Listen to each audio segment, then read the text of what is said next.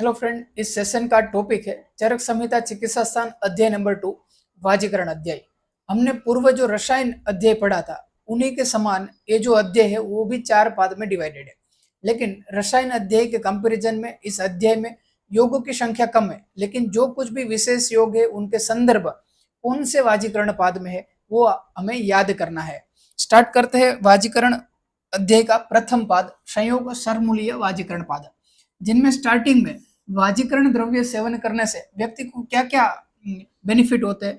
धर्म अर्थी प्रीतिश्च यश एवच ये सभी प्राप्त होता है।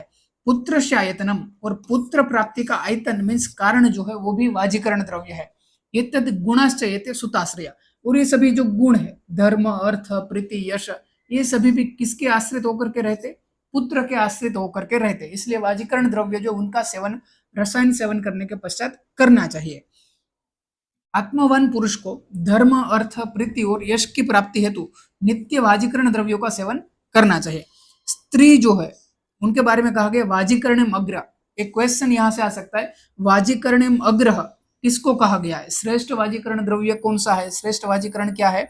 स्त्री जो है उनको श्रेष्ठ वाजीकरण कहा गया है।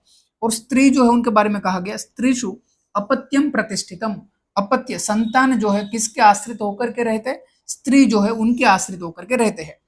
मैथुन योग्य जो स्त्री है वो कैसी होनी चाहिए, अतुल्य गोत्र होनी चाहिए। अतुल्य गोत्र स्त्री जो है उनसे मैथुन का निर्देश है। जो संतानहीन व्यक्ति है उनके लिए कुछ विशेष उपमा दी गई है। कौन कौन सी उपमा है, अच्छाय एक शाखश्च निष्फलश्च यथा द्रुमः, जो वृक्ष रहता है जो द्रुम रहता है लेकिन कैसा रहता है वो व्यक्ति जो संतान है वो अछाया छाया से रहित एक शाखा वाला रहता है। एक शाखा वाला जो वृक्ष है उनकी छाया भी नहीं रहती है, ऐसा वो व्यक्ति माना जाता है। निष्फलश्च और फल रहित और दुर्गंध युक्त जो है वृक्ष उनके समान वो व्यक्ति रहता है। मीन्स जो वृक्ष कोई फल नहीं देता है, वो छाया भी किसी को प्रोवाइड नहीं करता है, ऐसा वो व्यक्ति माना जाता है जो संतान रहित है वो। उनको उनके लिए एक उपमा दी गई है चित्रदीप। चित्रदीप उपमा किसको दी गई है, जो संतानहीन व्यक्ति है उनके लिए चित्रदीप एक उपमा है। चित्रदीप का अर्थ होता है चित्र मीन्स पेंटिंग और दीप मीन्स दिया।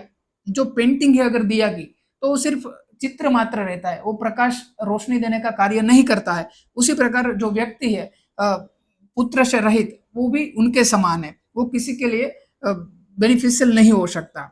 उसके लिए विशेष एक उपमा दी गई है तृणपुली। वो व्यक्ति कैसा रहता है, खिलौने के सदृश रहता है। जैसे खेत में हम पक्षी आदि आदि जो रहते हैं उनको भगाने के लिए जो चिड़िया जो है वो बनाते हैं, उनके समान तृणपुली तृण से निर्मित पुतला जो है उनके समान उनको उपमा दी गई है।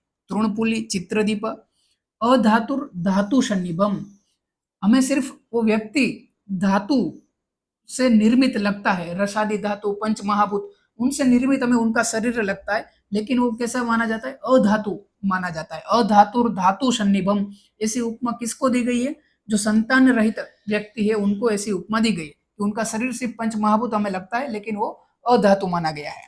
शून्य एक इंद्रिय से युक्त के समान वो व्यक्ति निष्क्रिय रहता है। संतान आश्रित भाव कौन कौन से है, प्रीति बल सुख वृत्तिर विस्तारो विपुलम कुलम। अगर पुत्र है तो उनसे सुख वृत्ति विस्तार अपने जो कुल है उनका भी विस्तार आगे होगा और उनका यश जो है उनकी कीर्ति जो है वो भी बनी रहेगी। अगर संतान नहीं है तो उनकी मृत्यु के बाद उनको याद करने वाला या फिर उनका जो भी कुछ भी कार्य था उनको याद करने वाला कोई नहीं रहेगा, तो उनका यश आदि जो है वो नाश हो जाता है। इसलिए सभी जो पैरामीटर है वो किसके आश्रित होकर के रहते हैं, संतान के आश्रित होकर के रहते हैं। प्रथम जो पाद है उनमें एक विशेष जो योग है ब्रूहणी गुटिका। वाजीकरण पाद में ये सबसे महत्वपूर्ण योग है ब्रूहणी गुटिका, और एक ही एक ऐसा योग है जिनमें से क्वेश्चन आने की संभावना ज्यादा रहती है। ज्यादातर क्वेश्चन जो योग में से पूछे जाते हैं वो रसायन अध्याय जो है उनमें से पूछे जाते हैं। इनमें याद क्या क्या करना है ब्रूहणी गुटिका में, इनमें शर्करा का प्रमाण कितना है, एक प्रस्थ मात्रा में। तुगाक्षरी जो है उनका प्रमाण एक प्रस्थ है। पिपली 4 पल, मरीच 1 पल, त्वग एला केसर ये सभी जो है मिला करके अर्धपल मात्रा। त्वग एला केसर अर्धपल मात्रा, मधु 2 कुड़व मीन्स अष्टपल मात्रा में।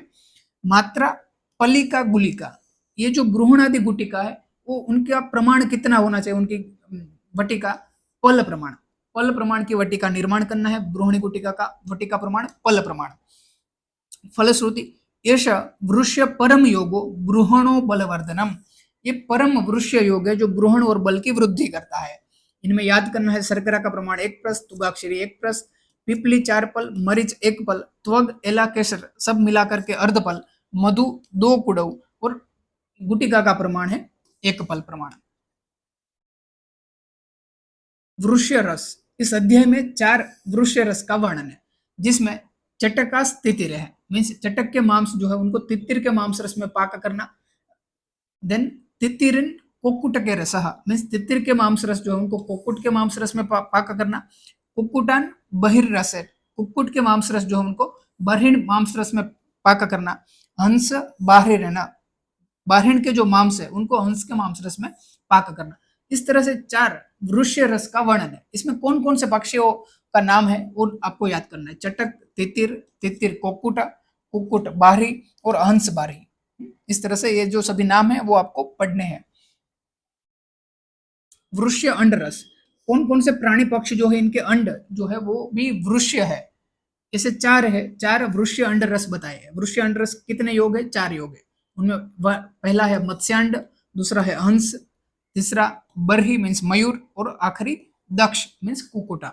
मत्स्यांड, हंस, बरही एंड दक्ष, ये जो सभी पक्षी यहाँ पर हंस है, बरही है, दक्ष है, ये सभी वृष्य माने गए। इनके मांस रस हो या फिर इनके जो अंड है उनको वृष्य माने गए। ये पक्षियों के नाम याद करने, हंस है, बरही है, दक्ष है एंड मत्स्यांड है। संशोधन पश्चात वाजीकरण द्रव्य जो उनका प्रयोग करना चाहिए उनके लिए कुछ विशेष उपमा दी गई है। जैसे तस्मात् पुरः शोधनमेव कार्य बल अनुरूपम नहीं वृष्य योग, पहले शोधन कार्य करना चाहिए, उनके बाद जो है वृष्य द्रव्य जो है उनका सेवन करना चाहिए। अगर बल आदि जो प्राप्त करना है, उनसे वृष्य द्रव्य जो उनका बेनिफिट प्राप्त करना है, तो पहले शोधन करवाना है और उनके बाद वृष्य योग जो उनका सेवन करना है।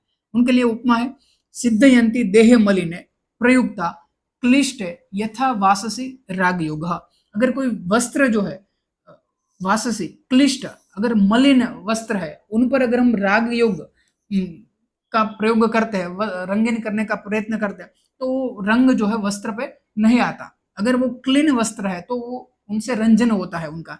उसी प्रकार अगर व्यक्ति का शरीर भी क्लीन है, शोधन किया हुआ है, तो वृष्य द्रव्य जो उनका इफेक्ट उनको प्राप्त होता है। इसलिए यहाँ पर याद करना है कि वृक्ष वाजीकरण द्रव्य जो उनके सेवन करने से पहले भी शोधन करना है। शोधन करने के बाद रसायन, रसायन के बाद वाजीकरण द्रव्य उनका सेवन करना है। इसलिए पहले रसायन का वर्णन, बाद में वाजीकरण का वर्णन। ऐसा सेम रेफरेंस जो है हमें चरक संहिता सूत्र स्थान अध्याय नंबर 7 में भी था। वाजीकरण, इस अध्याय में टोटल योग की संख्या कितनी है? 15 योग बताए गए। यहाँ पर पहले जो वाजीकरण पाद में उनमें अध्याय की योग की संख्या है 15।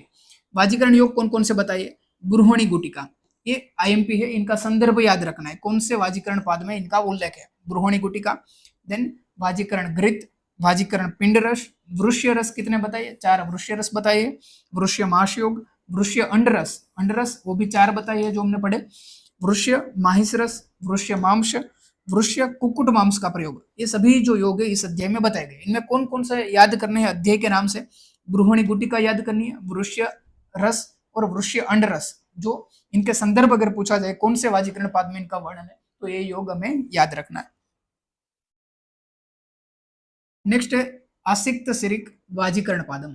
पहला था संयोग शर्मूलीय, देन है आशिक्त सिरिक वाजीकरण पादम, जिसमें अपत्यकरी षष्टिकादि गुटिका नाम का जो योग है, अपत्यकरी षष्टिकादि गुटिका, उनका प्रमाण कितना है गुटिका का? बदर तुल्यम, बदर तुल्य गुटिका का निर्माण करना है। इस वाजीकरण पाद में योगों की संख्या है 8। संयोग सरमूली में 15 योग थे। सेकंड जो योग है आसिक्त सिरिक वाजीकरण पाद, उसमें योग की संख्या है 8। कौन कौन से वाजीकरण योग है इसमें? अपत्यकरी षष्टिकादि गुटिका है, वृष्य पुपलिकादि योग है, अपत्यकर स्वरस है, वृष्य घृत है, वृष्य षष्टिकोदन, वृष्य क्षीर योग है, वृष्य दधिसर योग है और वृष्य पुपलिका है। इसमें वृष्य दधिसर योग जो है इनका संदर्भ कौन से रसायन के पाद में है? आशिक्त सिरिक जो है इसमें इनका वर्णन है। घृत, क्षीर ये सभी इस योग में बताए गए हैं। इसमें से क्वेश्चन आने की संभावना वृष्य दधिसर योग में से है, कौन से वाजीकरण पाद में है। और षष्टिकादि जो गुटिका है उनका प्रमाण कितना है, बदर तुल्य। इस अध्याय में योग की संख्या 8 योग बताए हैं। तीसरा वाजीकरण पाद माशपर्ण भृतीय वाजीकरण पाद, जिसमें वृष्य गोदुग्ध जो है उनके बारे में वर्णन बताया है। माश पर्ण भृतीय, ये जो शब्द है वहीं से अध्याय जो उनका स्टार्टिंग होता है।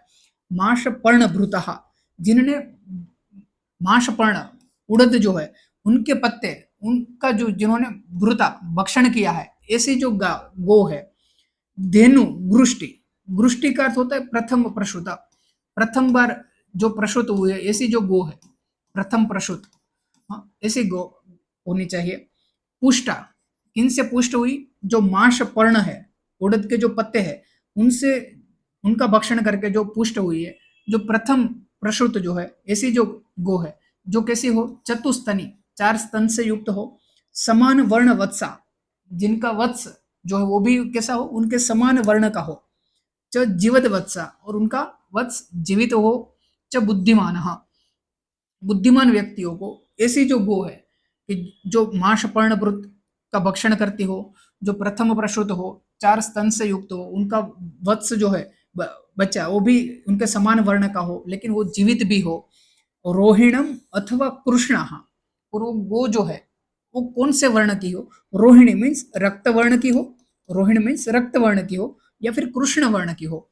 ऊर्ध्वम श्रृंगिनम, और उनके श्रृंग कैसे हो, ऊपर की ओर हो। वो जो गो है उनके श्रृंग ऊपर की ओर हो, ऊर्ध्व श्रृंगिम, लेकिन कैसी, अदारुणम। अदारुणम मीन्स डरावनी नहीं होनी चाहिए, अदारुणम। इक्ष्वाद दो, अर्जुनाद वाह, यहाँ पर जो एक था माशपर्ण, उनका उन्होंने भक्षण किया हो, या फिर इक्षु जो है उनका उन्होंने भक्षण किया हो, और तीसरा है अर्जुन, अर्जुन के पत्र अगर भक्षण किए हो। ये 3 में से किसी का भी अगर भक्षण किया हो, जो प्रथम प्रसूत हो, चतुस्तनी हो, समान वर्ण वत्स, जीवद वत्स, ऐसी जो गो है उन, और जिनका क्षीर कैसा हो, शांद्र क्षीर, जिनका घन क्षीर हो। च धारयत, ऐसी गो जो है उनको धारण करना चाहिए, उनको अपने पास रखना चाहिए। केवलम तो पयस्तस्या, उनका सिर्फ क्षीर जो है उनका सेवन करना चाहिए, या फिर श्रुतम व अश्रुतम एव वा, उनको श्रुत करके मीन्स उबाल करके, या बिना उबाला हुआ अश्रुतम एव वा। और इनमें क्या मिलाना है, शर्करा क्षोद्र सर्पी भी युक्ता, शर्करा क्षोद्र और सर्पी ये मिला करके इनका सेवन करने से तद वृष्यम उत्तमम, इनको उत्तम वृष्य कहा गया है।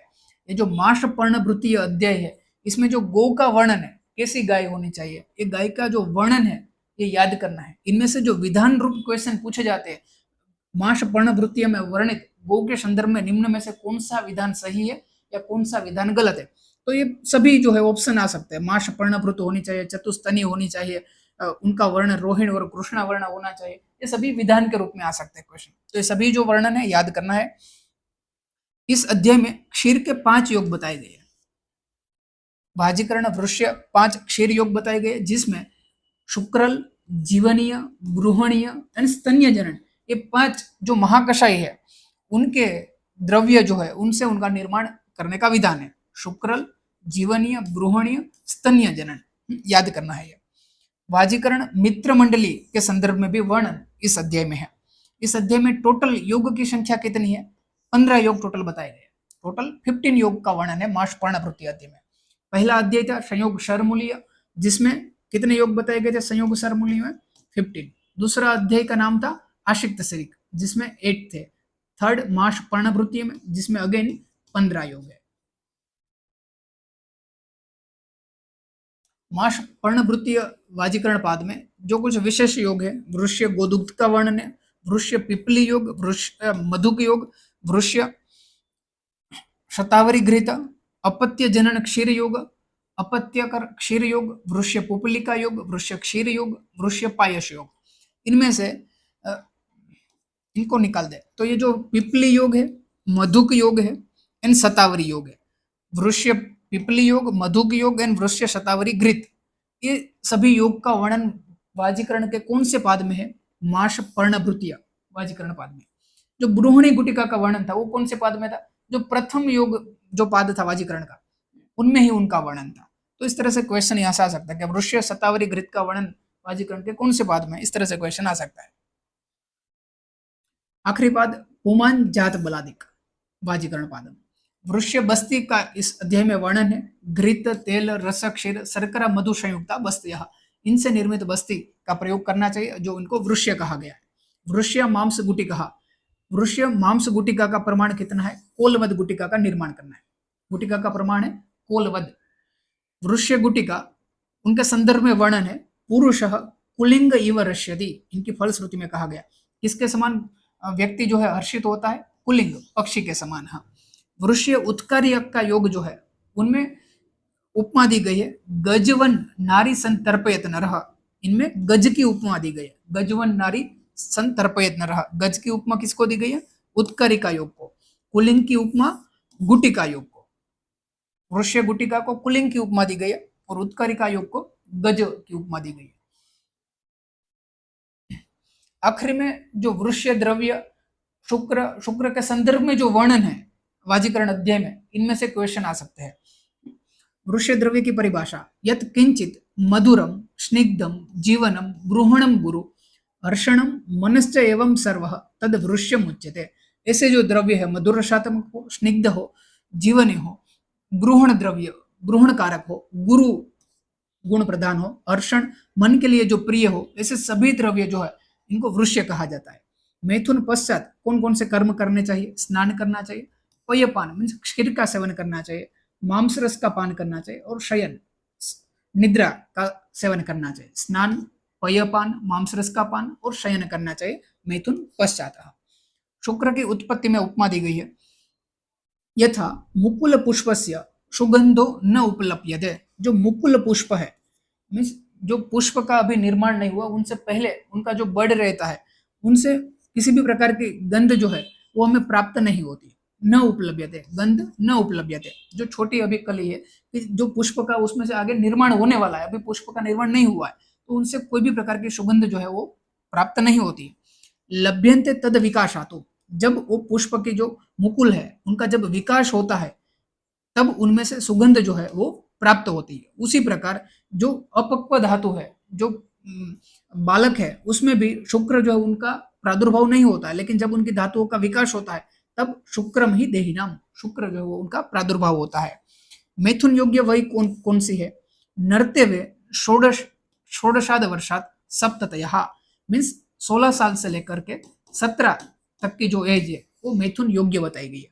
ऐसे क्वेश्चन पूछे जाते हैं। मैथुन योग्य वही कौन सी है? 16 से लेकर के 17 तक। ये दोनों जो लोअर लिमिट और जो अपर लिमिट है उनके संदर्भ में एक एक एग्जाम्पल दिया है। अगर 16 ईयर एज से पहले अगर कोई मैथुन कार्य में प्रवृत्त होता है तो क्या होता है? अति बालो ही असंपूर्ण सर्वधातु स्त्रियम व्रजत, अगर जिनकी संपूर्ण धातु अल्प है, संपूर्ण धातुओं का निर्माण नहीं हुआ है, ऐसा जो बालक है अगर स्त्रियम व्रजत मीन्स मैथुन कार्य में प्रवृत्त होता है तो उपशुष्यते सहसा, वो शुष्क हो जाता है। किसके समान?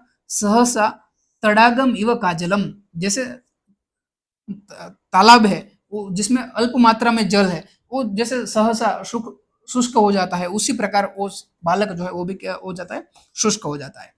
उनसे विपरीत जो 17 ईयर एज है, उनसे ऊपर के जो एज के व्यक्ति है वो अगर मैथुन कार्य में प्रवृत्त होता है तो क्या होता है? शुष्कम रुक्षम यथा काष्ठम जंतु दग्धम विजर्जरम स्पृष्टम आशु विशीर्यते तथा वृद्धम स्त्रियो व्रजन, जो काष्ठ है, कैसा काष्ठ हो? जो शुष्क हो, रुक्ष हो, जंतु दग्धम मीन्स जो कृमि आदि है उनसे अगर दंश किए हुए वो काष्ठ को जर्जरित हो गया हो, उनको स्पृष्ट करने से, उनको स्पर्श करने से वो कैसा हो जाता है? विशीर्यते, वो टूट जाता है। उसी प्रकार जो वृद्ध व्यक्ति है अगर स्त्री में प्रवृत्त होता है तो वो भी क्या हो जाता है? जर्जरित हो जाता है, वो भी विशीर्णित हो जाता है, उनका भी नाश हो जाता है। तो यहाँ पर शुष्क काष्ठ की उपमा किसको दी गई है? जो 17 ईयर एज ग्रुप है उनके ऊपर जो है उनके लिए, और अति बाल जो है उनके लिए उपमा दी गई है सहसा तड़ाग इव, तड़ाग सरोवर जो है, तालाब, उनकी उपमा किसको दी गई है? जो बालक है 16 साल से कम एज के, उनके लिए दी गई है। शुक्र क्षय के कारण टोटल 6 कारण बताइए। या चिंतया शुक्रम व्याधि भी कर्म कर्षणात् क्षयम गच्छति अनशनात् स्त्रीणाम च अति निषेवणात्, जरा की वजह से, चिंता की वजह से, व्याधि के कारण, कर्मकर्षण से, अनशन करने से, आहार सेवन नहीं करने से और स्त्री अति सेवन करने से, ये सभी कारण है शुक्र क्षय के। मैथुन शक्ति में कमी के कारण 8 अन्य कारण बताए हैं। मैथुन शक्ति में क्षीणता आने का कारण, जिसमें है क्षयाद, भयाद, अविश्रम्भाद, शोकात, स्त्री दोष दर्शनात्, नारीणाम अरसज्ञत्वाद, अविचाराद, असेवनात्, जैसे जो 8 कारण बताइए मैथुन शक्ति के क्षय होने के 8 कारण है। क्षय, धातु क्षय की वजह से, भय की वजह से, अविश्रम्भात, अविश्वास की वजह से, शोक की वजह से, स्त्री दोष दर्शनात्, अगर स्त्री में उनको कोई दोष दिखाई देता है तो उनकी वजह से, नारीणाम अरसज्ञत्वात्, अरसज्ञत्वाद, अविचारात एंड असेवनात्, ऐसे 8 कारण बताए गए। ये जो 8 कारण है याद करने हैं। शुक्र का स्थान, शुक्र का स्थान कहां पर है शरीर में? एग्जाम्पल है उनके संदर्भ में, रस इक्षो यथा, इक्षु जो है शुगर कैन, उनमें जैसे रस रहता है, कहां पर रहता है? संपूर्ण जो इक्षु का कांड है उसमें रहता है। दधि सर्पी, सर्पी जिस तरह से दधि में रहता है।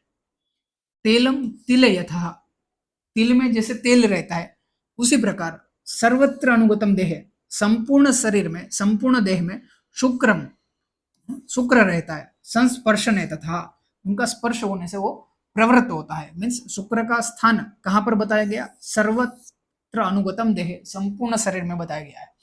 किस किस के समान? जैसे इक्षु में इक्षु रस जो जैसे रहता है, सर्पी जैसे दधि में रहता है, तिल में जैसे तेल रहता है, उसके समान शुक्र जो है संपूर्ण शरीर में रहता है। शुक्र च्युति और प्रवृत्ति के कारण, शुक्र प्रवृत्ति के जो 8 कारण है ये याद करने हैं। ये आईएमपी है इस अध्याय में से। शुक्र प्रवर्तन के जो कारण है कौन कौन से है निम्न में से, और निम्न में से कौन सा नहीं है, इस तरह से क्वेश्चन इनमें से आ सकते हैं। सभी को ये जो सूत्र है याद रहता ही है। हर्षात तर्षात सरत्वाश्च पेचिल्याद गौरवादपि अणुप्रवण भावाश्च द्रतत्वान मारुतस्य च, मीन्स हर्ष के कारण शुक्र जो उनका प्रवर्तन होता है, तर्ष के कारण, सरत्व सर गुण के कारण, पेचिल्य गुण जो है शुक्र का उनकी वजह से, गुरुता के कारण, अणुभाव शुक्र सूक्ष्म होने की वजह से उनका प्रवर्तन होता है, प्रवण भाव, प्रवण भाव मीन्स बाहर निकलने का उनका स्वभाव होने से, द्रुतत्वान मारुतस्य, और वायु की द्रुत गति के कारण जो है उनका प्रवर्तन होता है। शुक्र हेतु चरतो विश्व रूपस्य रूप द्रव्यम यद उच्यते, ये जो उपमा है किसको दी गई है? चरतो विश्व रूपस्य रूप द्रव्यम यद उच्यते, किसको कहा गया? शुक्र के संदर्भ में ऐसा विधान है, विश्व रूपस्य रूप द्रव्यम। इनमें ऑप्शन में क्या क्या रख सकते हैं? इनके ऑप्शन में वात रहता है, आत्मा, ऐसे जो विश्व रूपस्य शब्द से हमें कोरिलेट कर पाए, वात है, आत्मा है, आकाश है, ये इनके ऑप्शन में रखते हैं। और एक ऑप्शन रहता है शुक्र, और ये विधान रहता है चरतो विश्व रूपस्य रूप द्रव्यम यद उच्यते, किसको कहा गया है? तो हम तुरंत जो है इनमें से किसी की ओर चले जाते हैं। ये किसके बारे में कहा गया? शुक्र के संदर्भ में ऐसा विधान है। शुद्ध शुक्र के लक्षण क्या है? बहलम मधुरम स्निग्धम अविस्त्रम गुरु पिच्छिलम शुक्लम बहुच यद शुक्रम फलवत तद असंशयम, ऐसा जो शुक्र है उनको शुद्ध माना गया है, जो मधुर रसात्मक हो, स्निग्ध हो, अविश्र जिसमें से बेड स्मेल न आती हो, गुरु गुण प्रधान हो, पिच्छिल हो, शुक्ल वर्ण का हो, बहु अधिक मात्रा में हो, वो उनको कहा गया फलवतम, मीन्स उनसे संतान की निश्चित रूप से प्राप्ति होती है, असंशयम, उसमें किसी भी प्रकार का डाउट नहीं है। ये शुद्ध शुक्र के लक्षण है, ये भी याद करने हैं। वाजीकरण की परिभाषा, इनका संदर्भ याद करना है। वाजीकरण के कौन से पाद में वाजीकरण की परिभाषा का वर्णन है? येन नारीषु सामर्थ्यम वाजी वल्लभते नरः व्रजश्च अभ्य अधिकम येन वाजीकरणम एव ततः, ये परिभाषा है, सभी को याद रहती है, लेकिन इनका संदर्भ याद रखना है। कौन से आचार्य ने बताई है? चरक संहिता में उनका वर्णन है। चरक संहिता चिकित्सा स्थान अध्याय नंबर 2 के 4th आखिरी पाद में ये परिभाषा दी गई है। येन नारीषु सामर्थ्य वाज्य वल्लभते नरः। इस अध्याय में योग की संख्या 12 योग बताए गए हैं। वाजीकरण के आखिरी पाद में कौन कौन से महत्वपूर्ण योग है? वृष्य माहेश्रस, वृष्य पुपलिका योग, वृष्य योग, वृष्य उत्कारिका योग, वृष्य घृत भ्रष्ट मत्स्य मांस, वृष्य माशादि, पुपलिका, अपत्यगर घृत एंड वृष्य गटिका। लेकिन यहाँ से कोई ऐसे विशेष नहीं है कि जिनका संदर्भ के रूप में क्वेश्चन बन पाए। चरक संहिता चिकित्सासन अध्याय नंबर 2 जो वाजीकरण अध्याय है, इनका प्रथम पाद संयोग शर मूल्य वाजीकरण पाद, जिनमें योग की संख्या है 15। दूसरा है आशिक्त शरीक वाजीकरण पाद, जिसमें योग की संख्या है 8। तीसरा माश पर्णभृत्य वाजीकरण पाद, जिसमें योग की संख्या है 15। आखिरी पुमान जात बलादिक वाजीकरण पाद, जिसमें योगों की संख्या है 12। 15, 8, 15, 12 इस तरह से याद रखना है। 15, 8, 15, 12 अध्याय के नाम। पहले यहाँ पर वाजीकरण का संदर्भ है, तो वाजीकरण में संतान प्राप्ति के लिए पहले पुरुष और स्त्री उनका संयोग होना आवश्यक है। पुरुष और स्त्री उनका संयोग होना आवश्यक है, इसलिए पहला अध्याय का नाम है संयोग शरमूलीय वाजीकरण पाद। संयोग तभी होगा अगर एक दूसरे के प्रति आसक्ति है, तो संयोग में कारणभूत है आसक्ति, आशिक्त शरीक वाजीकरण पाद। और आसक्ति जो है उनका प्रमाण कितना है, वो संतान उत्पन्न होगा या नहीं, उन पे डिपेंडेंट है। तो यहाँ पर क्या याद करेंगे हम? पहले संयोग, पुरुष और स्त्री, उनके बीच में आसक्ति, और आसक्ति का हम क्या करेंगे? मेजरमेंट, माप, माश पर्णभृतीय और प से पुमान जात बलादिक। संयोग सरमूलीय, आसक्ति शरीक, माश पर्णभृतीय, पुमान जात बलादिक अध्याय। योगों की संख्या 15, 8, 15, 12 इस तरह से ये याद करना है। जो रसायन अध्याय हमने पढ़ा था, उनके योगों की संख्या कितनी थी? उनका जो पहला पाद था उनका नाम क्या था? अभयामलकीय। अभयामलकीय में जो हमने पढ़े थे उनमें योगों की संख्या कितनी थी? पहले में 6 थी। देन दूसरा जो था उनमें योगों की संख्या कितनी थी? 13 थी। Then 16, then 4। तो यहाँ पर ये जो थे अध्याय योग के नाम, पहला था अभयामलकीय, दूसरा था प्राणकामीय, तीसरा था कर प्रचितीय, आखिरी था आयुर्वेद समुत्थानीय। हाँ, तो ये जो योगों की संख्या है 6, 37, 16 एंड 4 ये भी याद रखना। और 15, 8, 15, 12 ये किसका है? वाजीकरण अध्याय की योगों की संख्या है। वाजीकरण अध्याय जो है इनमें योगों की संख्या, इनके नाम और जो कुछ विशेष योग है, जैसे वृष्य अंडरस है, वृष्य मांसरस जो हमने 4 पढ़े थे, गृहण आदि गुटिका है, ऐसे कुछ जो विशेष योग है उनका संदर्भ याद करना है। और इस अध्याय में आखिरी में जो शुक्र के संदर्भ में वर्णन है, शुक्र प्रवृत्ति के कारण, शुक्र क्षय के कारण, ये कारण जो है वो याद करने, इनमें से क्वेश्चन इस अध्याय में से पूछे जाते हैं।